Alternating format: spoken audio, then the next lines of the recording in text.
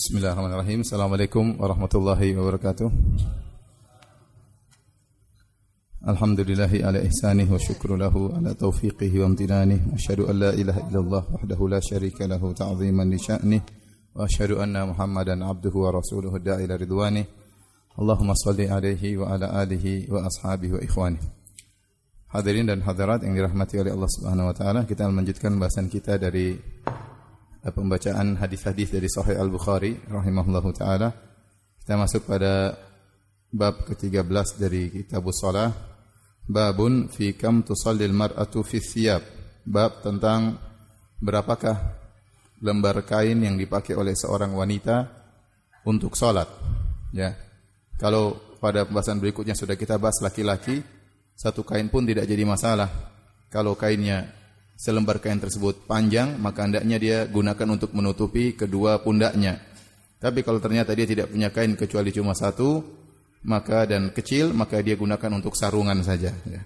Tapi kalau kainnya luas atau kainnya panjang, maka dia gunakan untuk menutup atas dan bawah dengan dililitkan. Adapun bagaimana dengan wanita? Kata Al-Imam Bukhari rahimahullah ta'ala, wa qala Ikrimah law warat jasadaha fi thawbin jaza. Kalau seandainya seorang wanita bisa menutup auratnya, jasadnya dengan satu lembar kain saja, maka boleh dia salat dengan satu lembar kain tersebut. Dan ini pendapat yang dipilih oleh Al-Imam Al-Bukhari, ya, bahwasanya wanita kalau satu lembar kain saja cukup, maka sudah cukup dia untuk salat. Karena syarat salat yang penting auratnya apa? Tertutup, ya. Dan kita tahu hukum asal lelaki dan wanita adalah sama, sampai ada dalil yang membedakan, ya. An-nisa syaqaiqur rijal, bahwasanya wanita sama dengan lelaki, dan ini hukum asal dalam segala hukum syariat. Hukum wanita sama dengan hukum wanita, sampai ada dalil khusus yang membedakan antara wanita dengan lelaki, ya.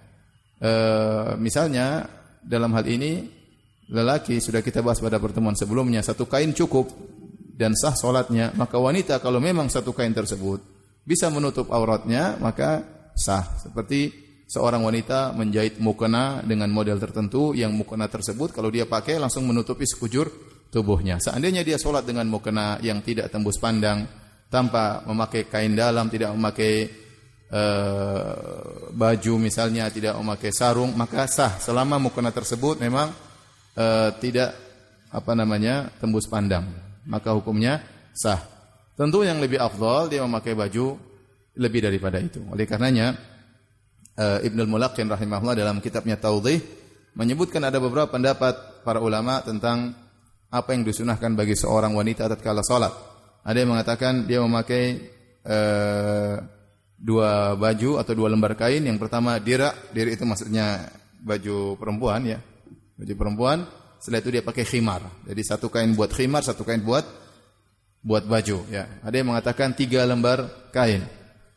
Satu buat dirak, satu pakai sarung, dan satu buat khimar, ya. Satu buat pakai khimar. Bahkan ada yang bilang pakai 4. Dia anjurkan pakai 4 potongan, yaitu pakai dirak, pakai baju, ya, baju biasa, ya. Kemudian pakai sarung 2, pakai khimar 3, pakai 4, pakai kain lagi untuk nutup 4, mal halfah, pakai 4. Tapi intinya ini semua sunnah. Yang wajib, yang penting aurat apa?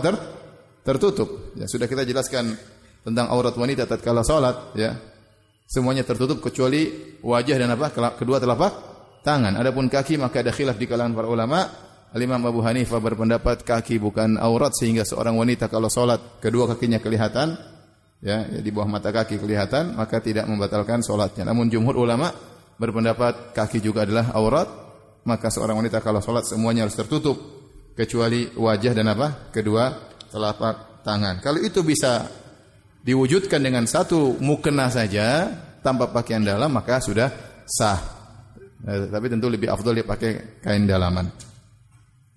Adapun dalil yang disampaikan oleh Imam Al-Bukhari, beliau berkata qala haddatsana Abu Yaman qala akhbarana Syuaib an Az-Zuhri qala akhbarani Urwah anna Aisyah qalat, dari Urwah ibn Zubair radhiyallahu ta'ala rahimahullahu ta'ala, bahwasanya Aisyah radhiyallahu ta'ala anha berkata, laqad kana Rasulullah sallallahu alaihi wasallam yusalli al-fajra, sungguhnya Rasulullah sallallahu biasanya salat subuh fayashhadu ma'ahu nisa'un minal mu'minati mutalaffi'atin. Maka ikut serta salat bersama Nabi para wanita kaum mukminat mutalaffi'atin fi murutihinna. Mutalaffi'at itu yang mengapa namanya? Melilitkan atau menggulungkan kainnya, ya, yang kain tersebut murutihin. Al-murut yaitu kisah, murabba yaitu kain yang segi empat, kemudian ada muallam, ada garis-garisnya. Ada sebagian mengatakan murut, ya, maksudnya adalah kain yang berwarna hijau. Kain berwarna hijau digunakan untuk dililitkan, ya. Jadi bukan cuma pakai pakai khimar aja, tapi juga pakai murut. Tsumma yarji'na ila buyutihinna ma ya'rifunna ahadun. Kemudian mereka balik ke rumah-rumah mereka dan tidak seorang pun yang mengenal ibu-ibu tersebut, wanita-wanita tersebut.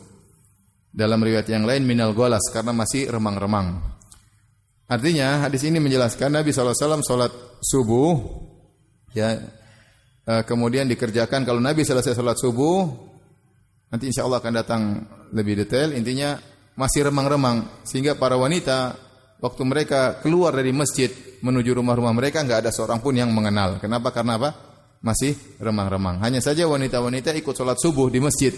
Ini dalil bahwasanya para wanita boleh salat di masjid. Bahkan para sahabiat dulu mereka salat subuh di masjid bersama Nabi sallallahu alaihi wasallam. Yang dijadikan dalil oleh Imam Bukhari di sini mutalaffi'atin fi murutihinna. Murut adalah kain, jamak dari mirt, yaitu kain yang digunakan oleh wanita untuk sholat dan dililitkan ke tubuhnya. Namun pendalilan ini dikritik oleh para ulama, ya, karena tidak menunjukkan satu pembahasan bab tentang bolehkah seorang wanita sholat dengan satu lembar kain dengan dililitkan ke tubuhnya. Kita bisa ada kemungkinan wanita tersebut punya murut yang panjang, kemudian dia lilitkan ke sekujur tubuhnya sehingga menutup seluruh auratnya. Tetapi kemungkinan itu agak sulit, ya. Kemungkinan besar mereka pakai jubah atau dirak, pakai baju, ya. Baru kemudian pakai khimar, baru ditambah dengan atau khimarnya dipakai murut. Tapi intinya bukan cuma satu lembar kain, tetapi dua lembar, ya. Oleh karenanya pendalilan Imam Bukhari dengan hadis ini dikritiki oleh sebagian ulama karena Imam Bukhari berdalil dengan kemungkinan, ya.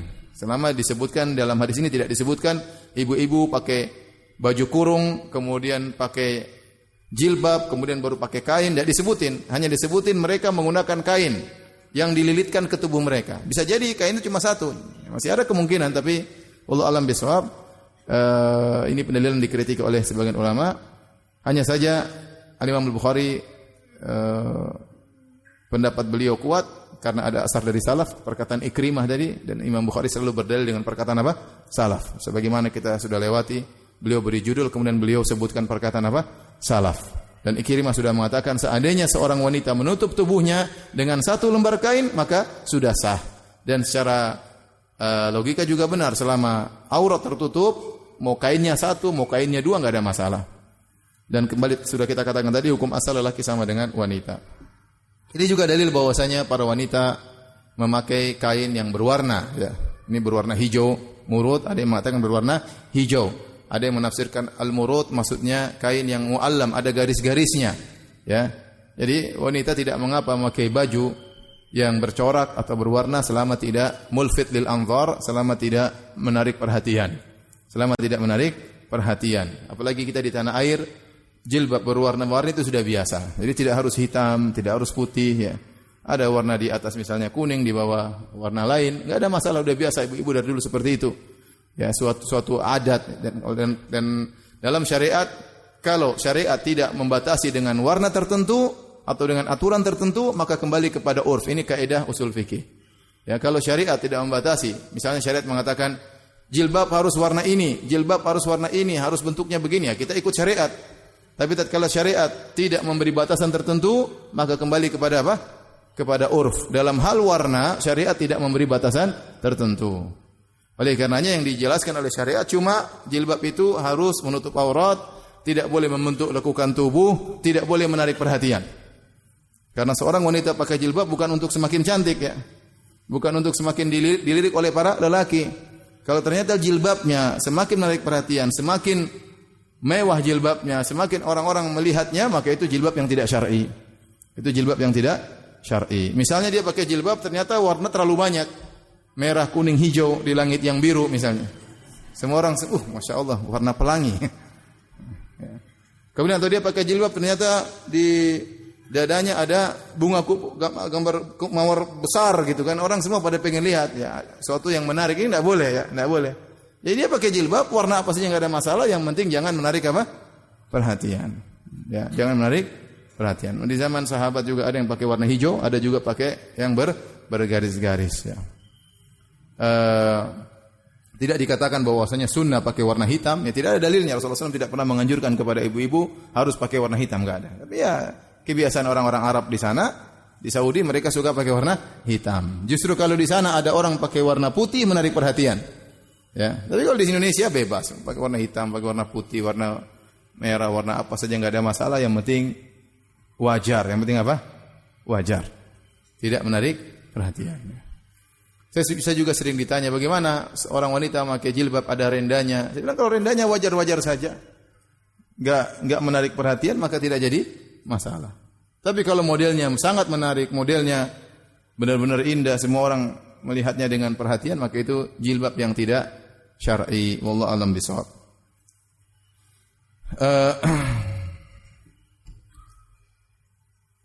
Kemudian kita lanjutkan ya. Yang menyebutkan murud itu adalah warna hijau adalah Ibnul Mulaqin dalam kitabnya Tawdih. Sebagian ulama yang mengatakan al-murud itu kisah murabba muallam, yaitu kain segi empat yang bergaris-garis. Jadi tidak harus polos ya. Tidak harus polos ya. Taib. Intinya ibu-ibu jangan terlalu banyak bersolek di luar ya. Bersolek di rumah saja ya. Ya. Kalau ketemu sama ibu-ibu enggak ada masalah. Tapi kalau dia keluar di jalan kemudian dengan model yang menarik perhatian ya, maka jangan. Boleh dia pakai baju yang bagus tapi jangan yang menarik apa? Yang menarik perhatian. Tapi kita lanjutkan bab berikutnya, bab idza shalla fi thawbin lahu a'lamun wa nadhara ila 'alamiha. Bab ini tentang jika seorang salat di bajunya kemudian baju tersebut ada gambar-gambar atau garis-garis, kemudian dia melihat pada gambar tersebut. Artinya dia terganggu karena kekhusyuannya terganggu dengan sibuk melihat pada gambar-gambar yang ada di bajunya. Maka bagaimana hukumnya? Al-Imam Al-Bukhari berkata, qala hadatsana Ahmad ibn Yunus, qala hadatsana Ibrahim bin Sa'ad, qala hadatsana Ibnu Syihab an Urwata an Aisyah, dari Aisyah radhiyallahu ta'ala anha, anna Nabi sallallahu alaihi wasallam shalla fi khamisatin laha a'lam. Nabi sallallahu alaihi wasallam salat di sebuah kain ya yang lembut, yang di situ ada a'lam, ada gambar-gambar atau ada garis-garis. Fa nadhara ila a'lamiha, yaitu Nabi pun melihat kepada corak-corak tersebut. Nazratan, melihat. Nabi pakai baju tersebut, kemudian Nabi tidak sengaja memperhatikan gambar yang di baju beliau. Ya. Falamman sarafa, tatkala selesai salat, Nabi sallallahu alaihi wasallam berkata, qala idhabu bi khamisati hadhihi ila Abi Jaham. Bawalah bajuku ini kepada Abu Jaham, karena baju tersebut yang kasih Abu Jaham hadiah kepada Nabi sallallahu alaihi wasallam. Maka Nabi bilang kembalikan. Kenapa? Waqtuni bi ambijaniyatin Abi Jaham.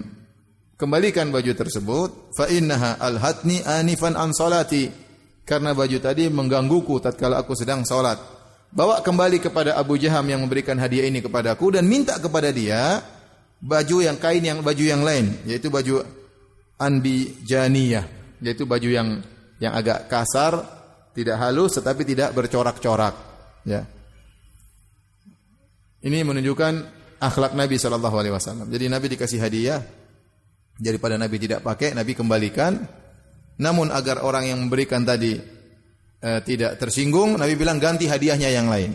Ganti dengan hadiah yang lain yang cocok, yang bisa saya pakai. Oleh karenanya kalau seorang kasih kita hadiah ternyata kita kurang bisa memanfaatkannya, kita bisa menolak, tapi dengan apa? Dengan halus, ya. Bisa menolak dengan halus, ya. Ya.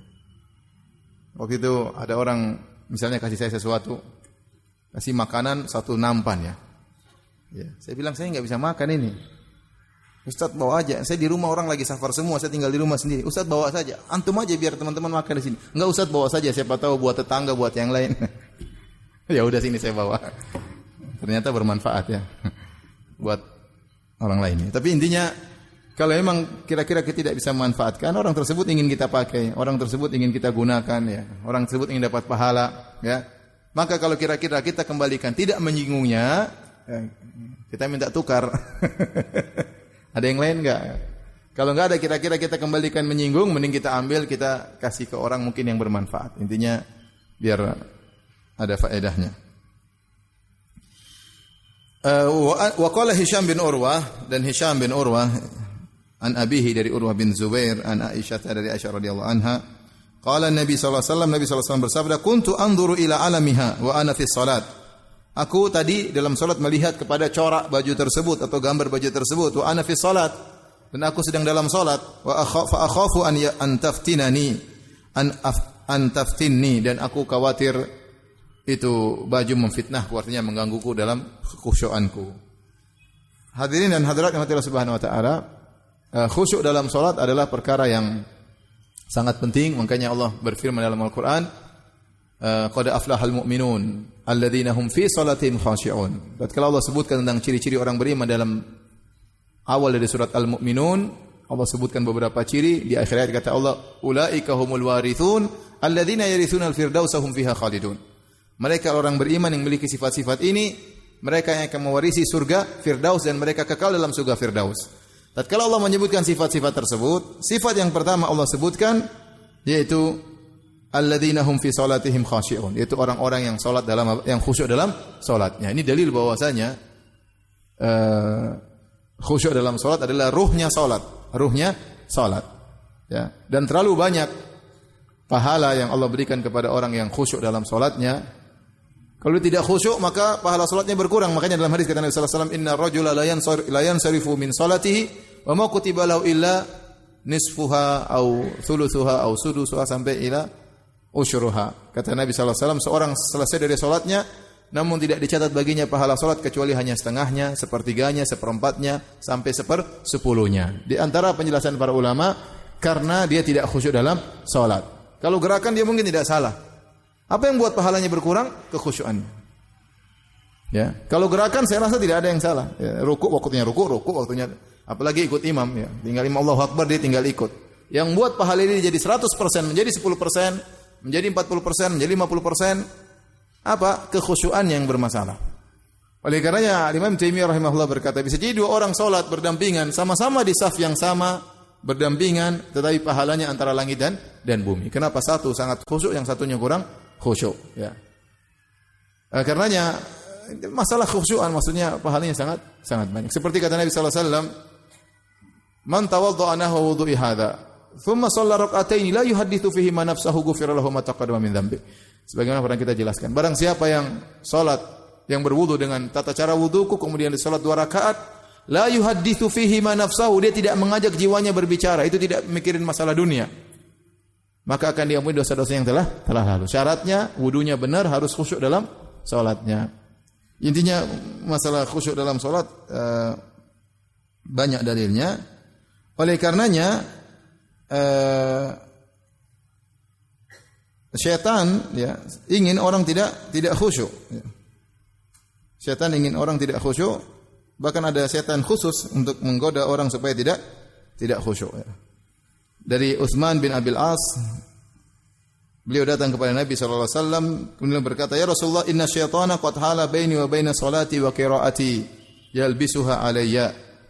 Ya Rasulullah, sungguhnya syaitan telah menghalangi aku dengan salatku sehingga dia membuat kacau bacaanku.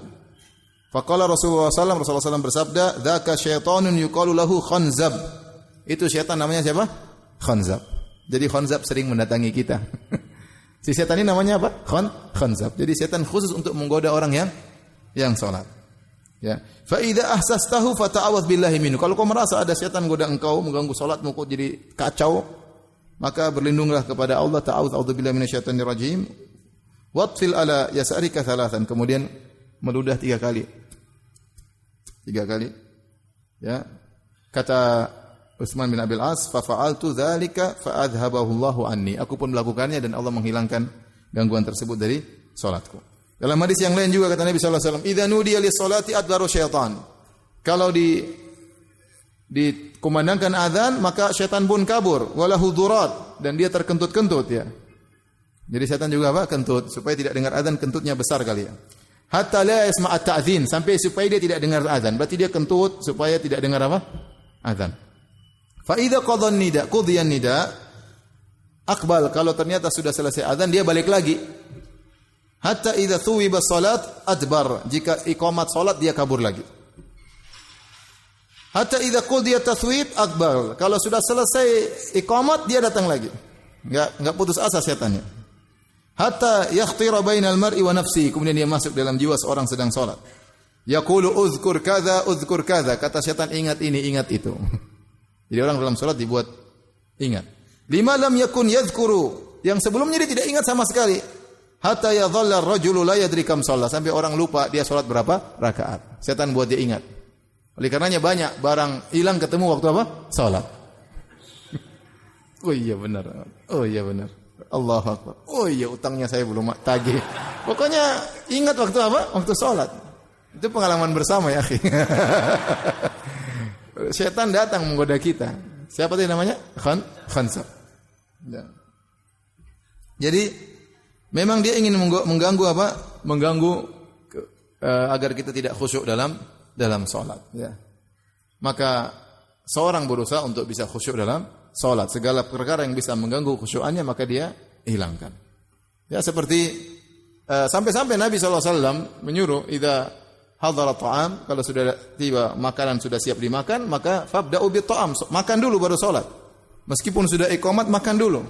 Kalau dalam kondisi sangat lapar, makanan sudah hadir, sunnahnya makan dulu, ya. Tapi jangan suruh istri masak pas iqamat ya. Iqamat kamu siapkan makanan pas qomat ya, selalu. Enggak, jadi maksud saya kadang-kadang kita kalau kita tidak lapar banget enggak apa-apa salat dulu. Tapi kalau pas benar-benar lapar lagi kepingin, makan udah siap, makan dulu sunnahnya. Meskipun terlambat jamaah, makan terlebih dahulu, kan itu sunnah dari keringanan dari syariat. Demikian juga Nabi melarang orang salat dalam menahan buang air. Buang besar, buang air kecil enggak boleh, buang angin dilarang. Ya, karena mengganggu apa? Kekhusyuannya. Kalau misalnya dia tahu-tahu ingin buang angin, terus dia tahan-tahan, wah dia gelisah dalam sholatnya. Imamnya dianggap bacanya lama, imam kok lama sekali. Padahal imamnya enggak lama. Cuma dia nahan-nahan apa? Buang angin ya. Sementara anginnya siap berhembus, dia tahan-tahan. Sudah hembuskan saja baru. Ya, jangan ditahan ya. Berhembus kemudian tinggal wudu balik lagi. Demikian juga di antara hal yang bisa mengganggu kita dari khusyuan, yaitu kita jangan sholat di tempat-tempat yang bisa mengganggu kita dari kekhusyuan. Ya, seperti tadi ada tempat yang ternyata membuat kita sibuk melihat gambar-gambar tertentu, sibuk melihat sesuatu di depan kita, maka kita hindari yang seperti itu. Ya. Tetapi apakah khusyuk ini rukun sholat dan syarat sholat? Jawabannya tidak. Ya. Khusyuk adalah sunnah yang sangat ditekankan. Ya, tetapi tidak sampai pada derajat kalau dia tidak khusyuk berarti salatnya tidak sah atau dia berdosa, tidak ya. Ya, oleh karenanya khusyuk sangat dianjurkan dan dia ruh daripada salat. Tetapi tidak semua orang bisa salat langsung khusyuk, dia perlu melatih diri agar bisa khusyuk dalam salatnya. Di antara yang mengganggu Nabi dalam salat Nabi adalah tadi pakaian tadi yang ada gambar-gambarnya, maka Nabi suruh kembalikan kepada Abu Jaham dan Nabi suruh gantikan dengan baju yang tidak ada gambar-gambarnya agar Nabi bisa khusyuk dalam salat tersebut.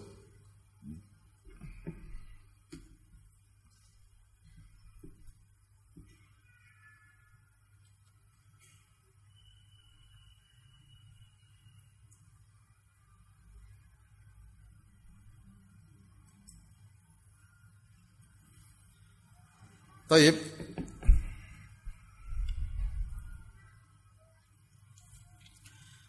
Al-Imam Ibnu Hajar rahimahullahu taala menyebutkan beberapa faedah yang berkaitan dengan hadis ini ya. Di antaranya dibencinya atau makruh ya segala perkara yang bisa mengganggu dari salat, seperti pakaian yang ada gambar-gambarnya atau warna-warninya yang mengganggu ya. Kalau dia terganggu maka hendaknya dia tidak memakai baju seperti itu. Tetapi Syekh Utsaimin rahimahullahu taala mengatakan terkadang seorang sudah biasa ya, dia masuk ke masjid, kemudian dia tidak terganggu dengan gambar-gambar tersebut, maka tidak mengapa ya. Maka tidak mengapa. Ini masing orang berbeda-beda, masing-masing orang berbeda-beda ya. Karena kita lihat dalam sebagian masjid, Masya Allah ya, sajadahnya, karpetnya berwarna-warni, bergambar-gambar, bercorak-corak. Nggak usah jauh-jauh Masjid Nabawi. Masuk Masjid Nabawi, gambar apa? Bunga-bunga. Tapi orang sudah terbiasa dan tidak menganggap itu sesuatu yang mengganggu ya. Tidak menganggap itu sesuatu yang mengganggu ya. Kalau dia sudah tidak terganggu enggak ada masalah. Tapi kalau dia terganggu maka hendaknya dia menjauhi hal yang bisa mengganggu salatnya.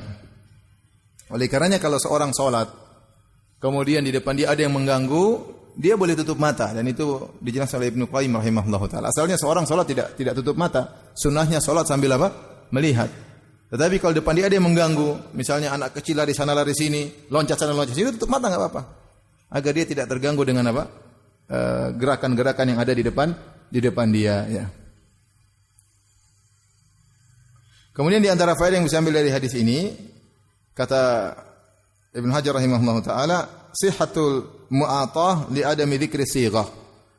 Jual beli tanpa harus, yang penting ridha, saya kasih kamu kasih, saya kasih harga kau kasih barang meskipun tidak ada ijab qabul ya, enggak ada masalah. Yang penting dari gerakan tersebut sudah diketahui ridhonya. Dan itu zaman dulu masih dibahas-bahas, sekarang alhamdulillah sekarang semua dengan teknologi. Mau beli barang-barang tidak pakai ngomong, tinggal apa? Enter ya. Tinggal oke, sana kirim. Semuanya terjadi tanpa harus ada omongan saya jual kamu beli, enggak ada ya. Selama secara urf itu suatu keridhaan, maka itu hukumnya sah. Baik, kita lanjutkan bab in shalla fi thawbi musallabin aw tasawira hal tafsudu salatuhu. Jika seorang salat di baju yang situ ada gambar salibnya atau ada gambar-gambar makhluk hidup misalnya, apakah salatnya sah atau tidak? Wa ma yunha an dzalik, dan apa yang dilarang dari hal tersebut? Kita tahu bahwasanya gambar makhluk bernyawa tidak boleh ya. Nah, kalau seorang salat misalnya dia pakai seperti anak-anak, pakai salat terus pakai baju Spiderman. Itu kan makhluk bernyawa enggak? Bernyawa. Dia pakai baju Batman misalnya ya. Atau dia pakai baju gambar orang ya, gambar apakah ya. Sekarang banyak baju-baju yang seperti itu ya. Ya. Apalagi bajunya impor dari luar negeri, negara kafir tidak mempedulikan hal tersebut ya. Terus anak kita mungkin sudah besar, dia salat pakai itu, apakah sah atau tidak? Ini yang dibahas. Al-Imam Al-Bukhari mengatakan qala hadatsana Abu Ma'mar Abdullah bin Amr qala hadatsana Abdul Warith qala hadatsana Abdul Aziz bin Suhaib an Anas radhiyallahu anhu kana qiramun li Aisyah satarat bihi janiba baitiha. Ada kain milik Aisyah, kiram itu kain yang ada gambarnya ya, menutupi sebagian sisi dari rumah Aisyah radhiyallahu taala anha, yaitu semacam sitar. Semacam apa? Sitar. Faqala Nabi sallallahu alaihi wasallam amiti anna kiramaki hadza. Pindahkan kainmu ini, fa innahu la tazalu tasawiru ta'ridu fi salati. Karena gambarnya itu mengganggu aku ya, mengganggu aku dalam salatku. Mungkin Nabi lagi salat, di depannya ada sitar tersebut atau di sampingnya sehingga bergerak, sehingga Nabi melihat gambar tersebut, Nabi suruh pindahkan sitar tersebut ya. Ini menunjukkan seorang salat tidak boleh ya di depannya ada gambar-gambar seperti itu yang mengganggu. Oleh karenanya disebutkan nanti dalam Sahih Bukhari juga, Umar bin Khattab radhiyallahu anhu tatkala diminta pengin salat di gereja, Umar mengatakan kalau ada gambar-gambarnya, patung-patungnya, saya tidak mau salat di situ ya. Saya tidak mau salat di situ ya. Namun dalam hal ini mengganggu kekhusyuan Nabi sallallahu alaihi wasallam dalam salat ya. Nah, kata para ulama, kalau sitar tersebut tidak dipakai oleh seorang, tidak dipakai oleh Nabi saja, Nabi suruh pindahkan, apalagi kalau ternyata bajunya, ya, bajunya yang sitar aja di depan itu mengganggu, ada gambar-gambar, Rasulullah SAW suruh hilangkan. Apalagi kalau seorang memakai baju yang ada gambar-gambar tersebut. Nah, apa hukumnya? Ada dua pendapat di kalangan para ulama. Ya, sebagian ulama mengatakan salatnya tidak sah. Karena kita dilarang memakai baju yang tidak syar'i. Dan baju yang ada gambar-gambar makhluk bernyawa itu baju yang haram. Maka tidak boleh dipakai dalam salat. Dan baju adalah untuk menutup aurat. Maka larangan tersebut berkaitan dengan penutup aurat. Berkaitan dengan syarat salat. Saya ulangi logikanya. Kita kalau salat harus memenuhi syarat dan rukun. Di antara syarat salat adalah menutup apa? Aurat. Kalau ternyata pakaian yang kita pakai untuk menutup aurat ternyata ada gambar-gambarnya, berarti kita menggunakan pakaian haram, ya, untuk menutup aurat kita. Nah, bagaimana hukum salat kita menggunakan pakaian haram yang menutup aurat kita? Maka ada dua pendapat di kalangan para ulama. Ini sama kasusnya seperti bagaimana seorang salat dengan baju curian. Ya, dia nyuri baju untuk salat Jumat, baju baru. Kemudian dia salat Jumat, ya. Baju yang dia pakai untuk menutup aurat baju haram. Sama seorang rampas tanah orang, kemudian dia salat di ardin maksubah. Dia salat di tanah rampasan, itu bukan tanah dia, tapi dia salat di situ. Ya. Apakah salatnya batal atau tidak? Ada dua pendapat. Sebenarnya mengatakan batal. Karena itu semua tanah itu adalah syarat salat juga harus di tempat yang bersih. Kemudian baju juga syarat salat harus menutup aurat dengan pakaian yang halal, ya. Jadi karena itu larangan berkaitan dengan syarat salat, maka salatnya tidak sah. Pendapat yang kedua mengatakan sah salat. Dan saya lebih condong pada pendapat ini, dan ini pendapat dipilih Syekh Utsaimin rahimahullah taala, bahwasanya salatnya sah tapi berdosa. Salatnya sah tapi berdosa. Karena Nabi tidak berkata jangan kalian salat di baju yang ada gambar-gambarnya. Nabi tidak pernah mengatakan demikian. Sehingga tidak ada larangan khusus berkaitan dengan hal tersebut. Yang ada larangan umum, tidak boleh kain yang bergambar makhluk bernyawa. Karena tidak ada larangan khusus berkaitan dengan salat. Kecuali Nabi mengatakan misalnya, jangan kalian salat dengan baju yang bergambar, berarti tidak sah salat tersebut. Contoh seperti yang mengatakan la tusallu ilal kubur, jangan kalian salat ke arah kuburan. Kalau ada yang nekat salat ke arah kuburan, batal salatnya. Karena larangan tersebut spesifik khusus tentang apa? Salat. Faham? Adapun larangan memakai pakaian yang bergambar makhluk bernyawa itu bukan kaitannya khusus dengan salat. Antum tidak salat pun tidak boleh pakai baju begitu. Apalagi dalam salat. Oleh karenanya pendapat yang benar, orang yang salat dengan memakai baju bergambar, ya, makhluk bernyawa, maka salatnya sah tetapi dia berdosa. Wallahu alam bishawab.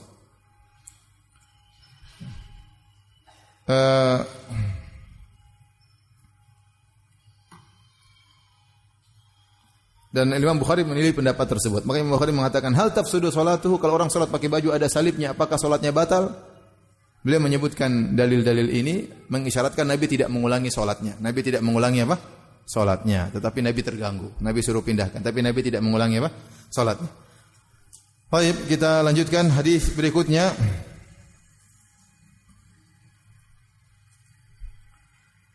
Bab man shalla fi farrujin haririn thumma naza'ahu.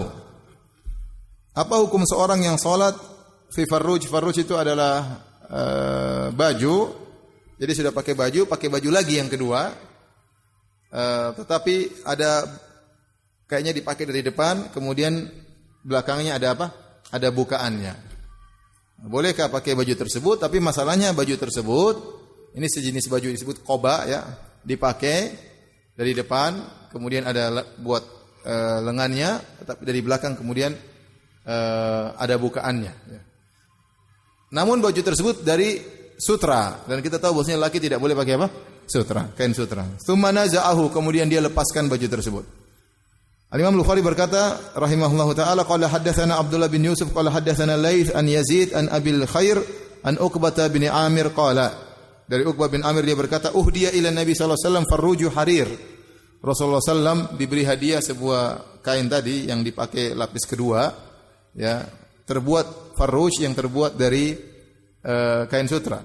Fala bisahu fa shalla fihi. Maka Nabi pun memakainya dan dia salat dalam pakai baju tersebut. Sebenarnya mengatakan belum ada larangan lelaki memakai kain sutra tatkala itu. Makanya Nabi pakai. apalagi untuk menyenangkan orang yang beri hadiah. Baju tersebut dipakai dalam salat. Tsumman sarafa fa naza'ahu naz'an. Kemudian Nabi sallallahu alaihi wasallam berpaling, kemudian dia lepaskan dengan pelepasan naz'an syadidan, dia lepas dengan keras, kal karih lahu, seakan-akan dia benci dengan baju tersebut. Wa qala la yanbaghi hadza lil muttaqin, tidak pantas baju seperti ini buat orang-orang yang bertakwa. Sebenarnya mengatakan saat itulah kemudian Allah haramkan kain sutra bagi apa? Lelaki, ya. Makanya dalam hadis kata Rasulullah SAW, hadzani haramun lidzukuri ummati. Rasulullah memegang emas dan sutra, Nabi mengatakan ini dua perkara haram bagi lelaki. Ya, kemudian halal bagi wanita, karena wanita memang berhias. Wanita pakai emas karena dia memang harus berhias. Nabi wanita pakai kain sutra supaya lebih lembut, ya. Tapi laki-laki lemah gemulai buat apa? Ya. Kemudian pakai emas, berhias, ya. Lemah gemulai, lama jadi bencong, ya. Ya. Oleh karenanya haram bagi laki emas, dia laki bukan untuk berhias. Wanita berhiaslah. Lelaki tidak boleh pakai kain sutra dan tidak boleh pakai emas. Maka Rasulullah SAW melepas baju tersebut. Rasulullah mengatakan, ini tidak pantas baju ini bagi orang-orang yang bertakwa. Artinya tidak pantas bagi orang-orang yang beriman. Kemudian para ulama khilaf lagi. Kalau seorang kemudian solat pakai kain sutra, apakah solatnya sah atau tidak? Sama seperti tadi, ya. Sebenarnya mengatakan solatnya tidak sah karena dia pakai baju yang haram. Pendapat kedua mengatakan solatnya sah tetapi dia berdosa. Solatnya sah, dia berdosa. Baik, kita lanjutkan bab berikutnya. Bab as-salat fi thawbil ahmar. Bab salat pakai baju warna merah. Pakai baju warna merah. Imam Al-Bukhari rahimahullah berkata, qala haddatsana Muhammad bin Ar'arah qala haddatsani Umar bin Abi Zaidah an Aun bin Abi Juhaifah an abihi qala. Dari Abu Juhaifah radhiyallahu anhu beliau berkata, raaitu Rasulullah sallallahu alaihi wasallam fi qubbatin hamra'a min adam. Aku melihat Rasulullah sallallahu alaihi wasallam berada dalam kemah yang berwarna merah yang terbuat dari kulit. Wa raaitu Bilalan akhadha wudu'a Rasulillah sallallahu alaihi wasallam, dan aku melihat Bilal mengambil air bekas wudu Nabi sallallahu alaihi wasallam. Wa raaitu an-nasa yabtadiruna dzalikal wudu, dan aku melihat orang-orang rebut-rebutan untuk bersegera mengambil sisa wudu Nabi sallallahu alaihi wasallam. Faman asaba minhu syai'an tamassaha bihi. Barang siapa yang mendapatkan sebagian air bekas wudu tersebut, maka mereka pun mengusapnya di badan mereka, mencari berkah dari Nabi sallallahu alaihi wasallam. Wa man lam yusib minhu syai'an akhadha min balali yadi sahibihi. Barang siapa yang tidak dapat air dari Nabi SAW secara langsung, maka dia mengambil dari bekas sisa temannya. Temannya masih basah, dia gini-gini, dia ambil baru ke badannya. Kenapa? Karena air tersebut sudah disentuh oleh siapa? Nabi. Bahkan dipakai untuk berwudu. Maka sisa wudunya dia pakai oleh para sahabat untuk mencari keberkahan. Dan Nabi membiarkan hal tersebut. Ya, karena sisa minum Nabi berkah, baju yang pernah dipakai Nabi terkena keringat Nabi juga apa? Berkah. Air wudu yang pernah dipakai oleh Nabi untuk berwudu juga airnya apa? Berkah. Dan para sahabat melakukan demikian. Dan Nabi SAW berkah. Makanya dalam hadis Nabi kalau buang ludah, para sahabat rebut-rebutan ludah tersebut. Karena ludah Nabi apa? Berkah. Rambut Nabi berkah. Maka Nabi SAW sengaja membagi-bagi rambutnya. Nabi waktu bertahallul, Nabi potong rambut, Nabi suruh bagi-bagi kepada para sahabat. Ya, karena rambut Nabi apa? Berkah. Sehingga dipegang kalau tidak salah oleh Ummu Salamah, ya, atau seorang sahabiyat, ya. Taruh di air, kalau diminum bisa menyembuhkan apa? Penyakit. Karena rambut Nabi apa? Berkah, ya. Kemudian summa ra'aitu Bilalan akhadha anazah farakaza. Kemudian aku melihat Bilal mengambil tongkat kecil yang di ujungnya tajam, ditancapkan untuk jadi sutra. Ditancapkan untuk jadi sutra supaya Nabi salat di depan sutra tersebut. Wa kharaja Nabi sallallahu alaihi wasallam fi hullatin hamra mushammiran. Dan aku melihat Nabi sallallahu alaihi wasallam keluar memakai hullah. Hullah itu dua kain atas dan bawah seperti izar dan rida, namanya hullah. Warnanya merah. Warnanya apa? Merah, ya. Warnanya merah sambil Nabi sallallahu alaihi wasallam musyammir, ya, sambil Nabi melipat, mungkin sarungnya dikencengin atau diangkat, ya. Sehingga diangkat di atas di betisnya. Shalla ilal anazah bin nasi rakaatain. Kemudian Nabi sallallahu alaihi wasallam salat ke arah sutra tersebut, ke arah anazah, yaitu tongkat tadi, semacam tombak kecil, 2 rakaat. Wa ra'aitu an-nasa wad-dawaba yamurruna min baini yadayil anazah. Dan aku melihat orang-orang lewat di depan tongkat dan hewan-hewan dan Nabi tidak peduli karena sudah setelah apa? Sutra. Baik. Yang menjadi perhatian kita dalam hadis ini adalah Nabi memakai kain berwarna apa? Merah. Nah, para ulama khilaf tentang bagaimana hukum seorang memakai kain berwarna merah. Ada, kalau tidak salah Ibnu Qayyim menyebutkan banyak pendapat, entah 5 atau 8 pendapat banyak tentang hukumnya. Ya. Hukumnya bagaimana? Adapun yang dirajihkan oleh sebagian ulama, ya, bahwasanya yang dilarang yaitu ma subigha ba'da nasji. Ini seperti pendapat Al-Imam Al-Baihaqi rahimahullah taala. Yang dilarang adalah kalau kainnya misalnya berwarna putih sudah ditenun jadi baju kemudian dicelupkan di apa namanya kalau bahasa Indonesia? Di mana? Bontex. Wantex. W-A-N-T-E-X. Oh iya. Di wantex ya. Di wantex jadi warna merah itu dilarang. Tetapi kalau benangnya sejak awal sudah berwarna merah, kemudian dipilih jadi baju, maka itu tidak mengapa. Karena Nabi pakai baju merah. Ada yang mengatakan larangan yang pernah Nabi larang mansukh. Ada yang mengatakan Nabi pernah melarang, hadisnya dhaif. Ya. Dan itu yang dipilih oleh Al-Imam Ibnu Hajar. Ya. Dalam satu hadis yang diriwayatkan oleh Abu Dawud rahimahullahu taala,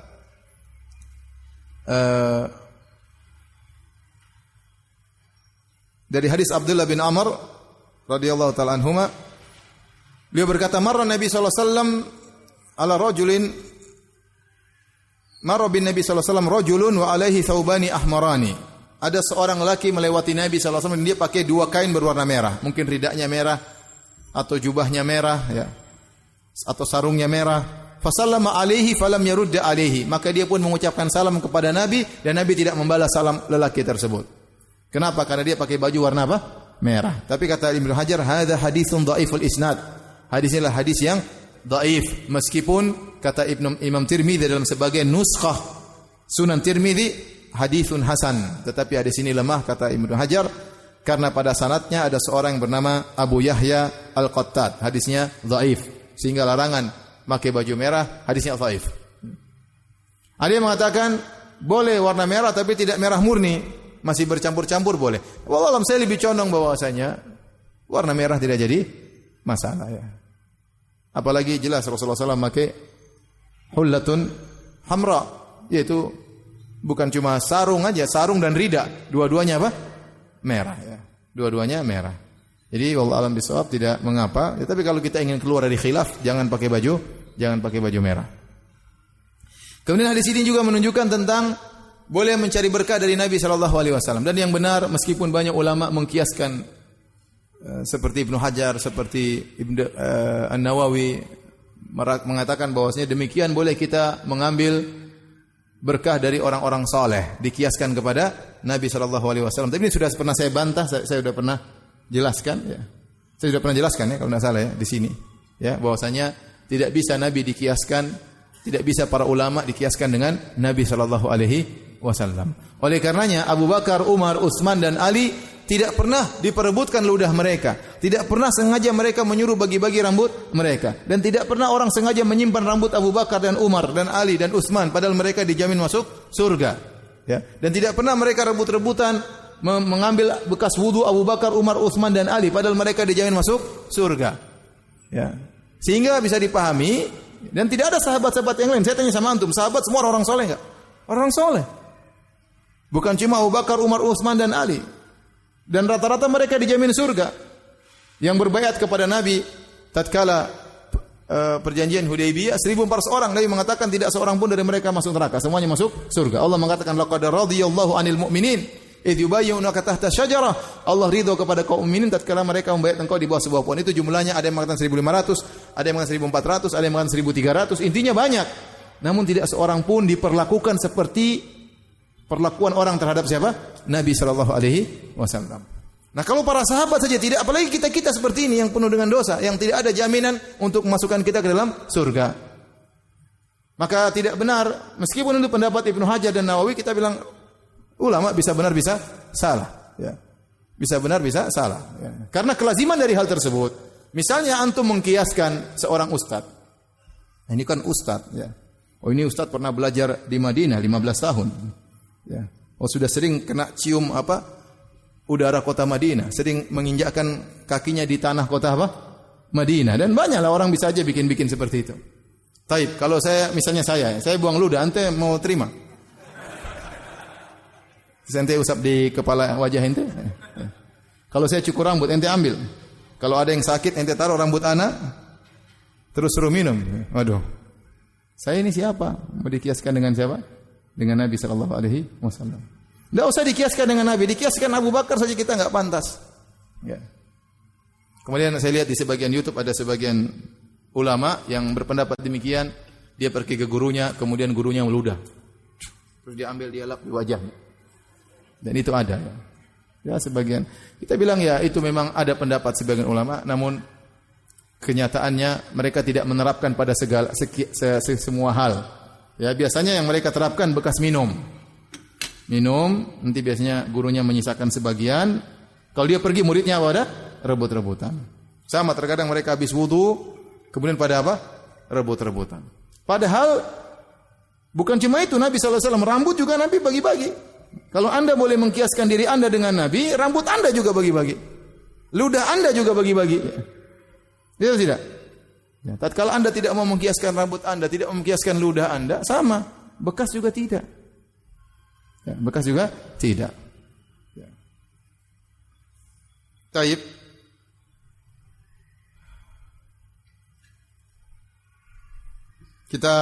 Ini juga dalil bahwasanya disunahkan seorang untuk salat menghadap ke mana? Ke sutra. Ya. Kita lanjutkan hadis berikutnya. Bab as-salat fi sutuh wal mimbar wal khashab. Bagaimana hukum salat di atas, ya? Di mimbar, di atap atau di mimbar atau di kayu, ya. Karena sebagian ada yang berpendapat, sebagian ulama, namun pendapat yang salah.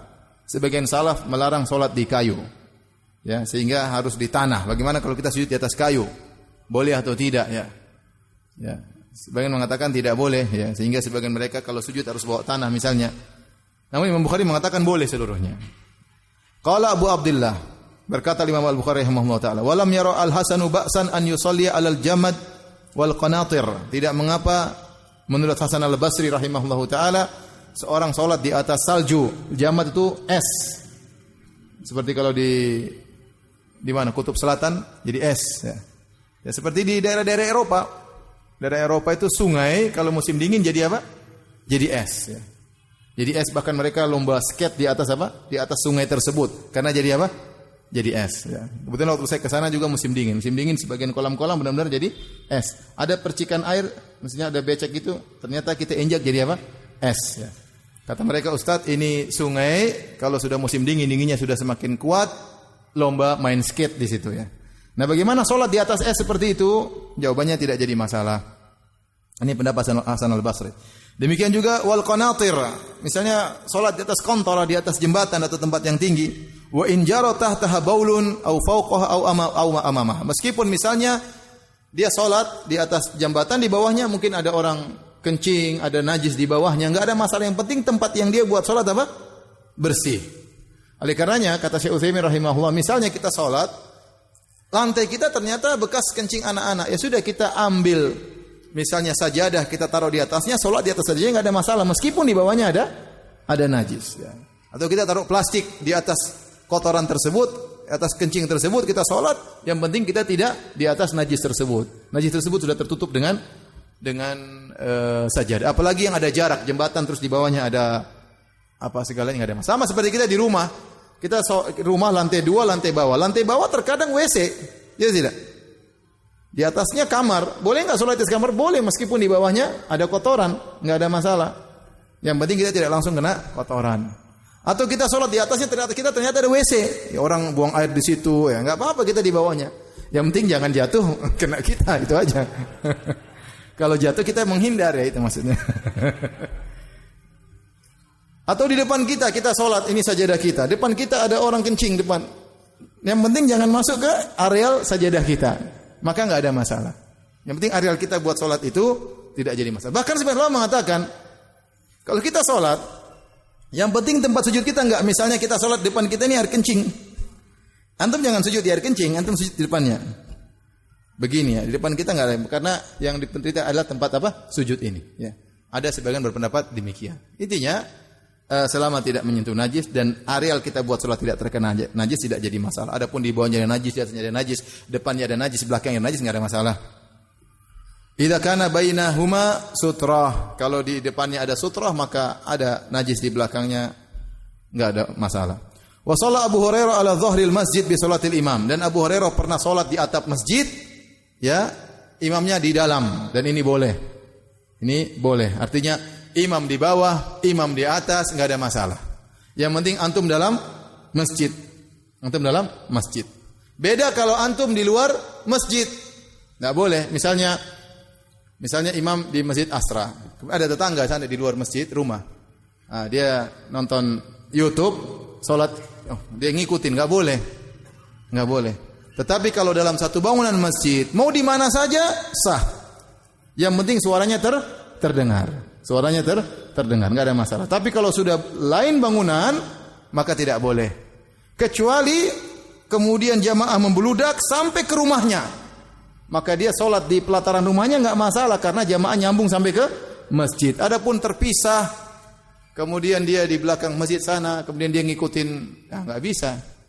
Kalau bisa begitu, nanti orang ikut sholat di Masjidil Haram. Tinggal putar televisi, sholat dari rumahnya. Allahu Akbar, bikin jamaah. Ya. Atau putar radio, kemudian sholat ikut imam di Mekah. Saya enggak mau ke masjid. Ke masjid cuma pahala 27. Ini 100.000. Enggak boleh. Tapi kalau antum dalam bangunan masjid, mau di mana saja, enggak ada masalah. Selama dalam satu bangunan. Misalnya, kalau sudah iktikaf, terkadang ada yang sholat di bagian ruangan ini, ada yang sholat di bagian takmir masjid. Selama dalam masjid, enggak ada masalah. Mau imamnya di atas, mau imamnya di bawah, tidak jadi masalah. Ya. Seperti itu. Oleh karenanya, seperti di Masjid Nabawi atau Masjid Haram, terkadang ruangan khusus untuk pembesar-pembesar seperti raja atau siapa, mereka ruangan khusus, mereka sholat situ. Tidak gabung dengan apa? Jamaah. Meskipun khusus, ya, meskipun imamnya tidak kelihatan, yang penting suara kedengaran, boleh, itu sah. Dalilnya Abu Hurairah pernah sholat di atap masjid, imamnya di bawah. Wa shalla Ibnu Umar ala salji, dan Ibnu Umar pernah sholat di atas salju atau di atas es. Adapun dalil yang digunakan oleh Imam Bukhari atau dijadikan dalil panjang, ya, kita lanjutkan aja nanti apa? Selasa depan insyaallah taala. Silakan azan, kalau yang bertanya saya persilakan.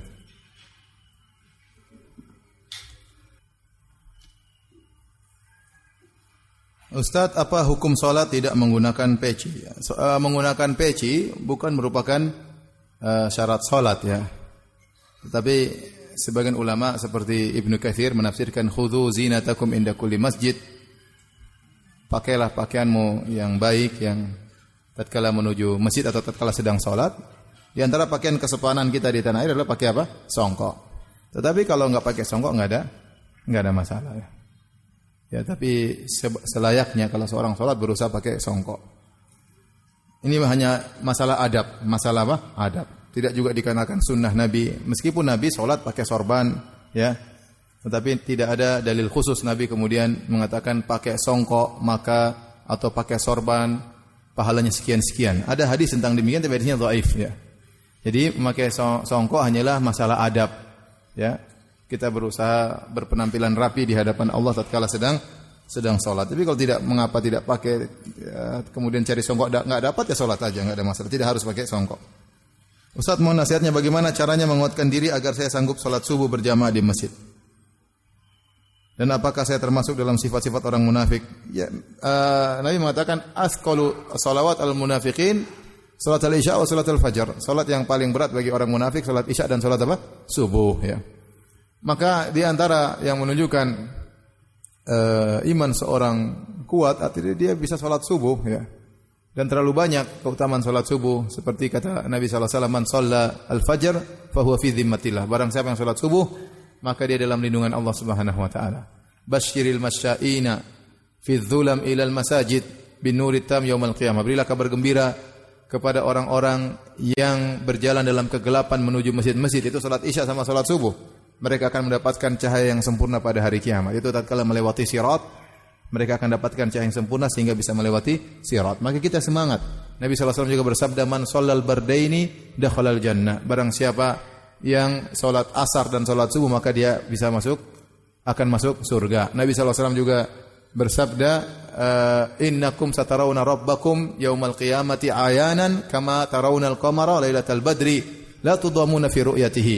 Fa in istata'tum alla tughlabu ala salatin qabla ghurubi syamsi wa qabla tulu'iha faf'alu." Kata Nabi SAW, sungguhnya kalian akan melihat Allah, itulah puncak kenikmatan di surga, dengan mata kalian sebagaimana kalian melihat rembulan, ya. Kalian tidak perlu berdesak-desakan. Maka jika kalian mampu untuk tidak ketinggalan salat maghrib dan salat subuh, maka lakukanlah. Kata para ulama, di antara sarana agar kita bisa melihat wajah Allah pada hari kiamat, hendaknya kita salat apa?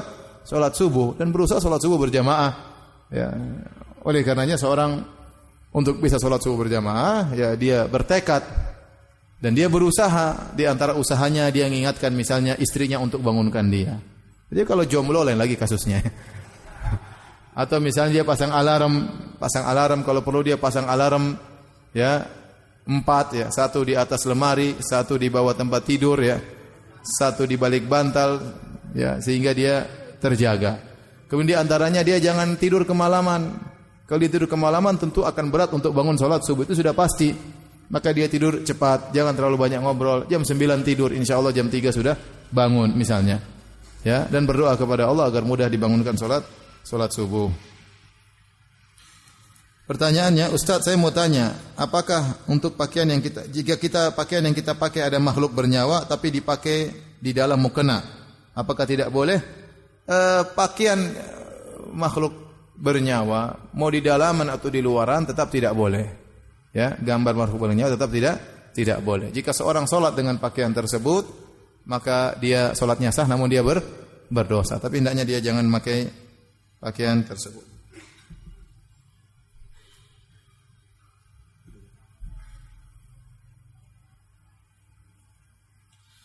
Bagaimana sikap kita terhadap anak-anak dalam salat, selalu mengganggu atau berisik? Setiap kali berjamaah terkadang kita tegur dengan keras, orang tuanya tidak terima.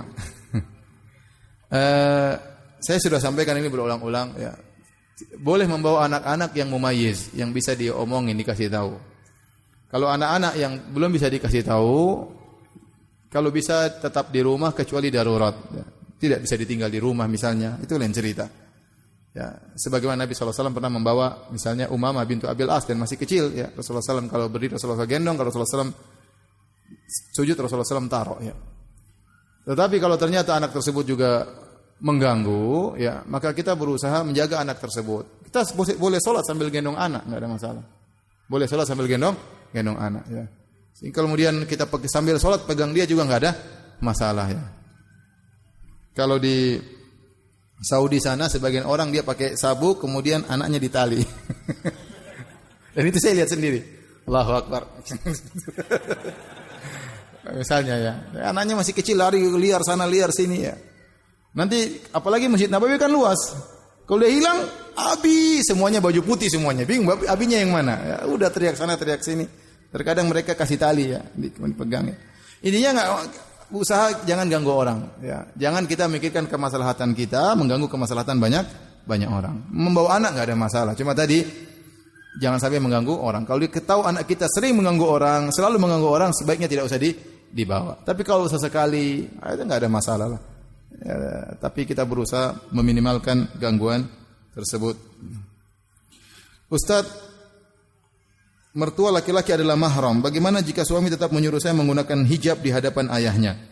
Sebenarnya enggak harus pakai hijab ya. Tapi saya tidak tahu apa pandangan suami anti ya. Kenapa ya? Apakah kita enggak tahu ya, namanya orang punya penyakit apa? Mungkin suami anti lebih tahu, saya enggak tahu ya.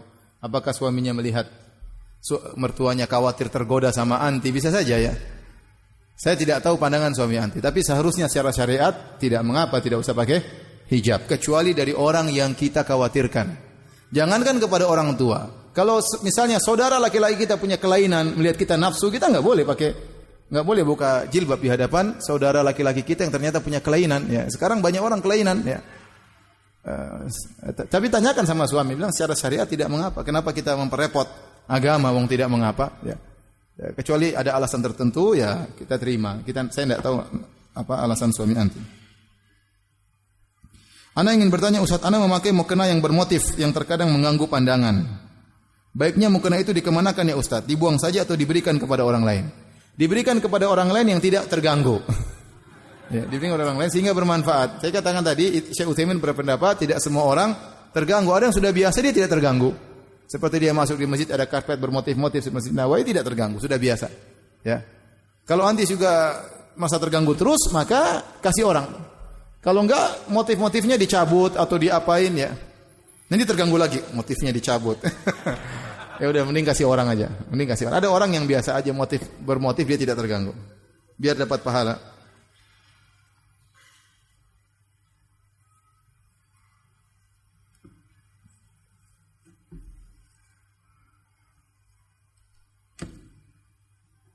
Saya seorang bidan, jika menolong persalinan lengan baju dilipat sedangkan suami pasien ada dalam ruangan. Pasti suami pasien melihat aurat saya. Bagaimana Ustaz? Ada hal namanya darurat ya. Ada halnya darurat. Kalau memang bisa dibuka sedikit saja, sebisanya ditutup semaksimal mungkin. Kecuali memang darurat harus dibuka, mah itu namanya darurat ya. Apalagi dalam persalinan mudah-mudahan dimaafkan karena masalahnya apa? Kondisi apa? Darurat. Kalau bisa yang nemani misalnya bukan suaminya ya, lebih baik antara ibu-ibu saja ya. Tetapi biasanya di sini istrinya yang mau suaminya apa? Lihat. Kamu lihat saya melahirkannya. Supaya kamu sayang sama saya. Supaya kamu enggak poligami. Supaya kamu Kalau kita di Arab Saudi waktu anak-anak saya lahir, saya enggak pernah lihat anak-anak saya lahir. Saya serahkan istri saya, sudah. Saya pulang. Enggak boleh masuk, enggak boleh masuk. Enggak boleh masuk. Nanti sudah lahir baru telepon, sudah lahir. Alhamdulillah. Saya bingung ini lahir belum, jadi enggak boleh dihubungi sampai jam sekian. Saya serahkan malam, pokoknya siang anak udah keluar lah. Karena itu rumah sakit gratisan. Kalau yang bayar boleh nemani ya.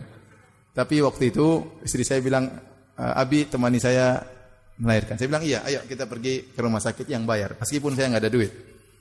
Akhirnya saya bayar. Waktu itu periksa pertama 800 real. Akhirnya susternya tanya, ini kelahiran nomor berapa? Ini kelahiran nomor 3. Pertama, kedua semuanya sesar. Ini yang ketiga sesar ini harus lebih hati-hati. Saya ngobrol sama susternya sama istri saya.